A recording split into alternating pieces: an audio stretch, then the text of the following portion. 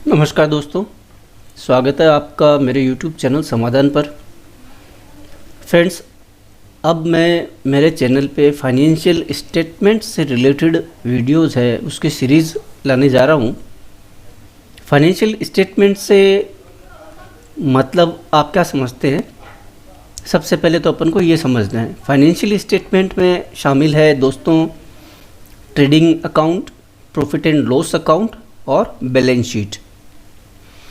मेरे चैनल पे अकाउंटिंग से रिलेटेड वीडियोस में काफ़ी सारे अपलोड कर चुका हूँ, जैसे कि परचेज की एंट्रीज़ कैसे करनी है, सेल्स की entries, payment entries, receipt entries, Contra entries, debit credit notes.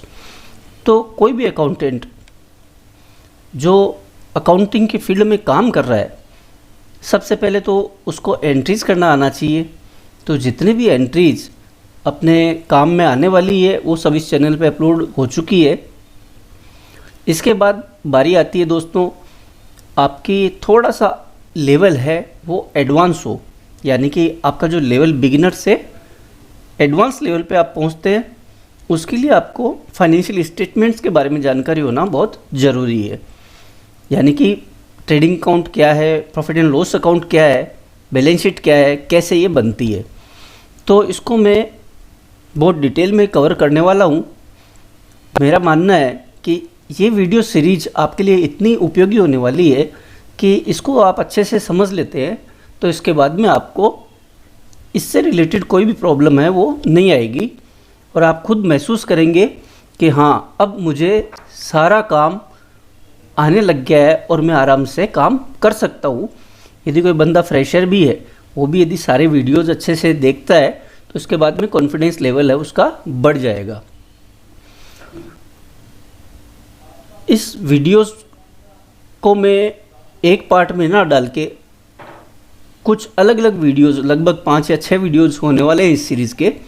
वजह इसकी है दोस्तों कि एक वीडियो की लेंथ ज़रूरत से ज़्यादा लंबी हो जाएगी, तो आपके लिए भी परेशानी रहेगी। इसको मैं कैटेगराइज कर दूंगा अलग अलग, तो उससे क्या है कि आपको सीखने और समझने में भी आसानी रहेगी और एक ही वीडियो ज़्यादा लंबा भी नहीं होगा। तो सबसे पहले अपन को ये समझना है कि ये जो फाइनेंशियल स्टेटमेंट्स हैं, यानी कि trading account, profit and loss account और बैलेंस शीट, ये है क्या। तो अपन टैली के गेटवे पे अपन ने ओपन कर रखा है अभी। बैलेंस शीट और P&L से रिलेटेड चीज़ें मैं आपको गेटवे पे जाके एक बार बता देता हूँ। जब आप इस पे, ये गेटवे है टैली का, यहाँ पे आप देखेंगे तो बैलेंस शीट और profit and loss account. Balance sheet और प्रॉफिट एंड लॉस अकाउंट जो है वो किसी भी बिजनेस का जितने भी ट्रांजैक्शंस आपने रिकॉर्ड किए हैं उसका सार अपन उसको बोल सकते हैं कि सारी चीज़ें एक जगह पे आपको होके यहाँ पे कंसोलिडेट होके मिल जाती है। उसकी रिपोर्टिंग जो है वो यहाँ पे आपको मिल जाती है। इसीलिए इनको फाइनेंशियल स्टेटमेंट कहा जाता है कि आपके फाइनेंस और अकाउंट से रिलेटेड जो भी सिनारियो बनता है आपकी एंट्रीज़ के बाद में, वो आपको एक ही जगह पे डिस्प्ले हो जाए। तो पहले बात करते हैं अपन प्रॉफिट एंड लॉस अकाउंट में। तो यहाँ पे अपन ने एंटर कर दिया प्रॉफिट एंड लॉस अकाउंट को। प्रॉफिट एंड लॉस अकाउंट से पहले समझना है कि यदि कोई बिजनेस जिसकी आप अकाउंटिंग कर रहे हैं उनका ट्रेडिंग का काम है, यानी कि सेल और परचेज जहाँ पे इन्वॉल्व है, क्योंकि फ्रेंड्स यदि आप सर्विस सेक्टर में हैं तो वहाँ पे ट्रेडिंग अकाउंट का कोई काम नहीं है, क्योंकि वो न तो कुछ ट्रेड कर रहा है, ट्रेड यानी व्यापार करना,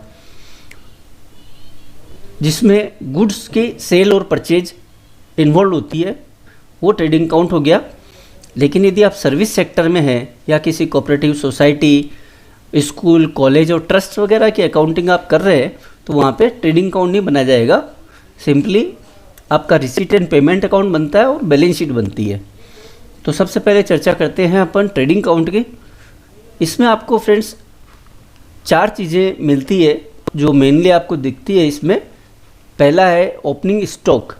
यदि मान लीजिए आप जिस व्यापार की अकाउंटिंग, जिस बिज़नेस की अकाउंटिंग का काम कर रहे हैं, वहाँ पे वो फर्म यदि पहले से चली आ रही है तो फाइनेंशियल ईयर की बिगिनिंग में वहाँ पे जो लास्ट ईयर का बैलेंस है, यानी कि लास्ट ईयर का जो क्लोजिंग स्टॉक है, तो इस साल आपका हो गया ओपनिंग स्टॉक।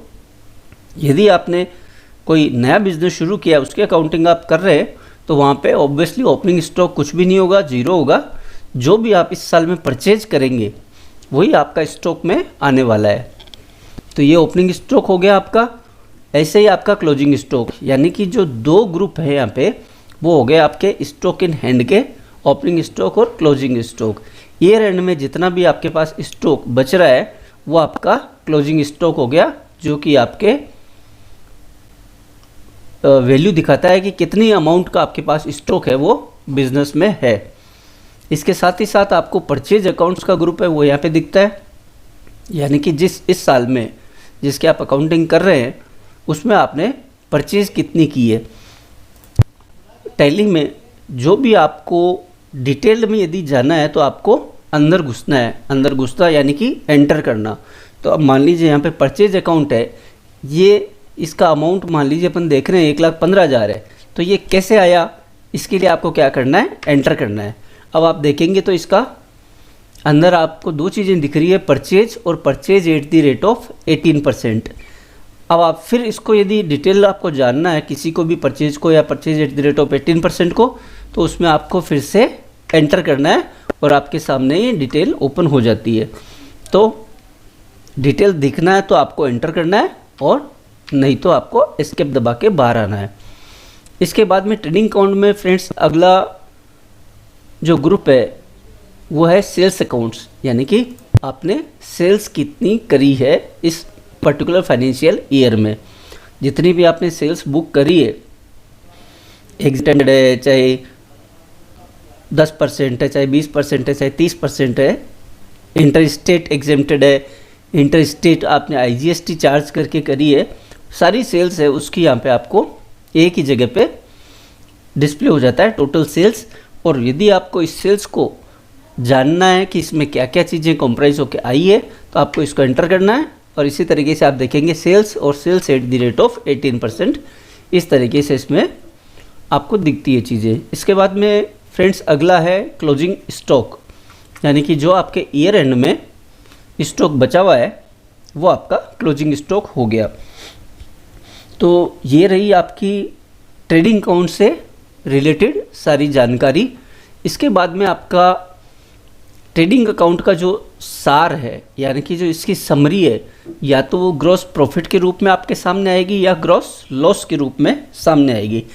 ये जो अकाउंट है जो अपन देख रहे हैं अभी आपकी स्क्रीन पे, ये एक डेमो कंपनी है, सिर्फ ये वीडियो बनाने के लिए इसमें डेटा डाले हुए हैं। जो जो एंट्रीज़ मैं आपको करके दिखाता हूँ सिखाता हूँ, सिर्फ वही एंट्रीज है, रियल डेटा नहीं है। बस ये थोड़ा सा है, रियल डेटा करेंगे तो ये थोड़ा लेंदी हो जाएगा, इसमें परचेज बढ़ जाएगी, सेल्स बढ़ जाएगी, एक्चुअल डेटा आपके आ जाएंगे। तो अभी इसमें आप देख रहे हैं कि ग्रॉस लॉस है। वजह इसकी ये है कि इसमें परचेज अकाउंट्स का अमाउंट आपका ज़्यादा है, सेल्स का कम है। यदि आपने सेल्स का एक्चुअल फिगर होता इसमें, तो यहाँ पे क्या होता कि या तो सेल्स ज़्यादा होती या आपका स्टॉक ज़्यादा होता, क्योंकि ऐसा नहीं हो सकता कि आपने परचेज तो ज़्यादा कर ली और सेल्स भी कम है और आपके पास स्टॉक भी कम है, ये नहीं हो सकता। तो इस केस में आपका ग्रॉस प्रॉफिट यहाँ पे आ जाएगा। ग्रॉस लॉस है तो इस साइड में आएगा और ग्रॉस प्रॉफिट है तो इस साइड में आपका आ जाएगा। तो ये फ्रेंड्स हो गई आपकी ट्रेडिंग अकाउंट से रिलेटेड सारी चीज़ें। इसके बाद प्रॉफिट एंड लॉस को जो है इसको अपन नेक्स्ट वीडियो में कवर करेंगे। सारे वीडियोज फ्रेंड्स आप ध्यान से देखिएगा। इन वीडियोस को देखने के बाद में आपको खुद को एक कॉन्फिडेंस आ जाएगा कि अब आप एक एक्सपर्ट अकाउंटेंट बन चुके हैं। तो मिलते हैं इसके अगले पार्ट में, तब तक देखते रहिए, सीखते रहिए। और यदि आपने अभी तक मेरा चैनल सब्सक्राइब नहीं किया है तो प्लीज़ सबसे पहले सब्सक्राइब ज़रूर करें। वीडियो के कंटेंट के बारे में आपकी जो भी राय है कमेंट बॉक्स में कमेंट करके मुझे ज़रूर बताएं। मिलते हैं अगले वीडियो में। Thank you so much.